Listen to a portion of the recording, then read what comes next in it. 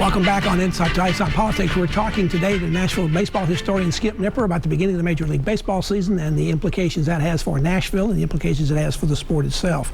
Skip, lots of more changes that are being looked at. They've already limited the number of visits to the mound during a game to pick up the pace. There's a 3-batter minimum for relief pitchers. Also, the time between pitches has been experimented, at least in the minors. Baseball is the only sport that's not governed by a clock. Why does baseball want to start putting things into it that seem to put it under a clock? I think that's still part of the experimental stage, because once again they want to limit the time. You know, we all get a little tired of things. I mean, we have these what's it called? You get tired of watching a video for so long. There's only so many seconds or minutes that it really makes an impact on you. I think sometimes what has left the game has been able to sit and talk with your neighbor or your family, because there's so much promoting going on. I just believe that they're just trying to limit the time. Other changes going on. We're talking about a 7-inning doubleheaders. This is a sport that put asterisks next to home run records because the season's got longer. The infield shift may be banned. Another experiment is using robot umps to call balls and strikes. Are those good ideas? Do the people that run baseball really like the game anymore? They keep tinkering with it so much.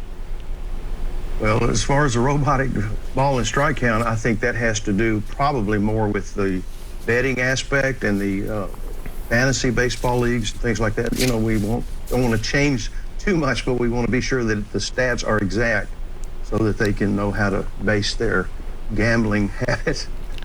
I think you mentioned this earlier in the first segment. There's also going to be an experiment with wider bases and with the pitchers having to step off the rubber to throw to any base, not just to first. In that particular case, they think that may actually increase the amount of stealing, the amount of scoring going on in the game. Yeah, and maybe bunting too. And that the wider base is 3 inches from each side, and I can understand that because there's so many injuries. You see it often where a pitcher covering first, for example, and a runner coming to try to get to first base, they run into each other. It limits accidents by having 3 inches more to touch. And then to add to stealing, a runner on first base or any base is 3 inches closer, actually 6 inches closer to the base than he used to be. So I think that's part of trying to get some excitement back into the game, less emphasis on the home run. Last year in spring training, before the pandemic shut everything down, a lot of speculation about either expansion of Major League Baseball or relocation of franchises that weren't doing as well.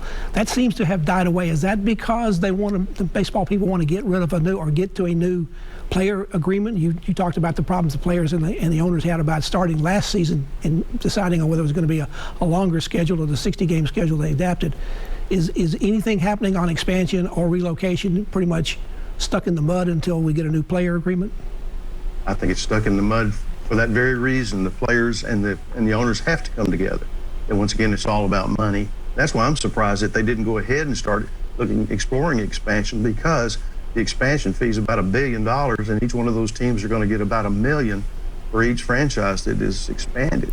And they lost a lot of money. They lost a lot of money last year, and so therefore they ought to be looking for ways to impact income, and so therefore bringing in another one or two more teams might be very helpful to them. Yeah, I'd be looking to recapture my loss for sure.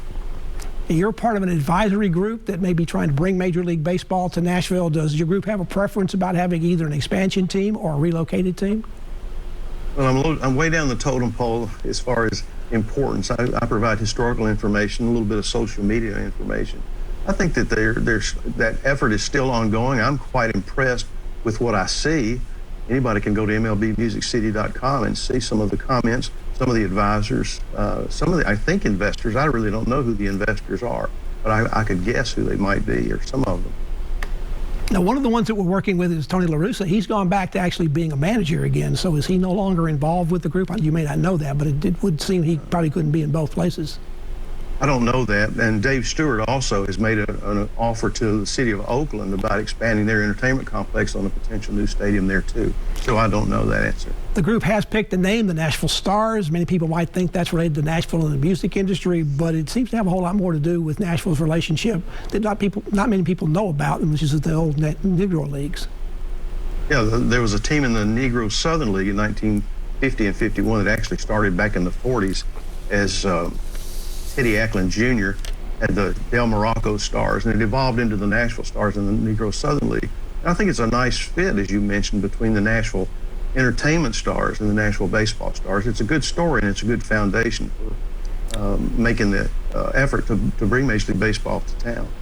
The local MLB group also has some very nice renderings of a new MLB ballpark they'd like to build. They talked about the East Bank. The Titans seem to be wanting to make a more of a mixed-use development over there themselves and make it more of an experience to come over there.